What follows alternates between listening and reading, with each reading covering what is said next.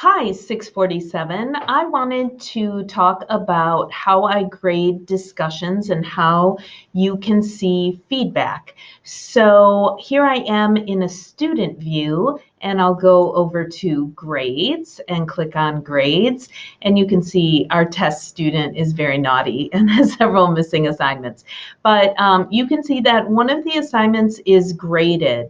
And if you go here, you will see my final general comments. But if you go to this kind of grid clipboard, you'll see the rubric.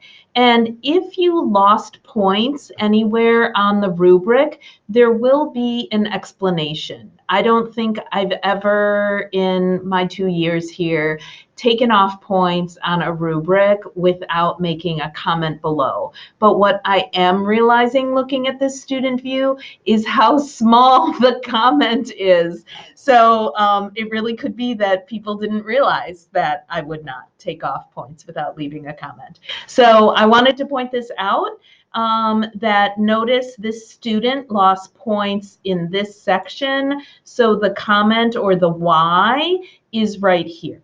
Where I might not make a comment, if it's like initial post was made after the deadline on Thursday, if that box was checked, I don't really have anything else to add to that. So then you might not get a comment. But if I felt like something was missing, there will be a comment. And then there will also be an overall general final comment. And what I can't believe is how small that is as well.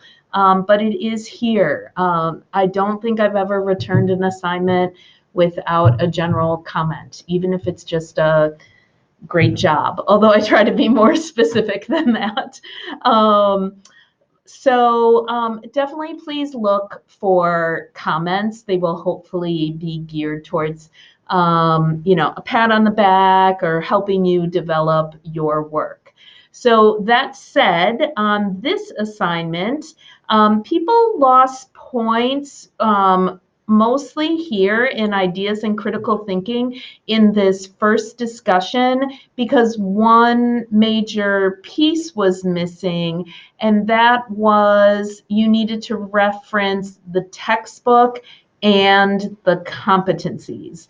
And so a lot of people talked about the competencies but didn't talk about the textbook. So the question was referencing both the textbook and the core competencies, share with your group which competencies in youth services is most urgent to you and why. So if you only spoke of the competencies, and I really tried in the discussion to find any connection to the textbook because I want to have you earn all the points. I always lean that way.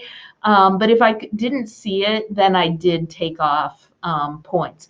If you did not get to the textbook for this week, definitely go back and connect with those points in the textbook, because I think we don't go back to the textbook now for like 3 weeks. And definitely the perspective of the textbook is fantastic in that it's like new in what's happening, and it's the ideal in libraries today.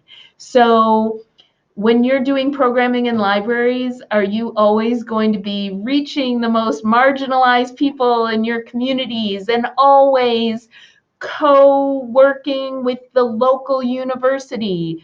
No.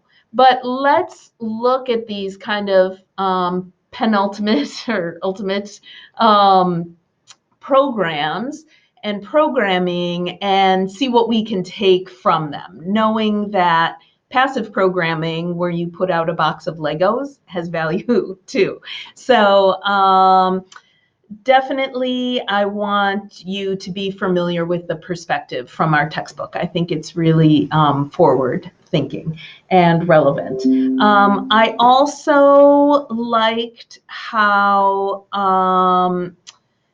wow, I'm about to use up my length. So I think I'll stop there with my recording, and I'll put the rest of my comments in the announcements. Thanks.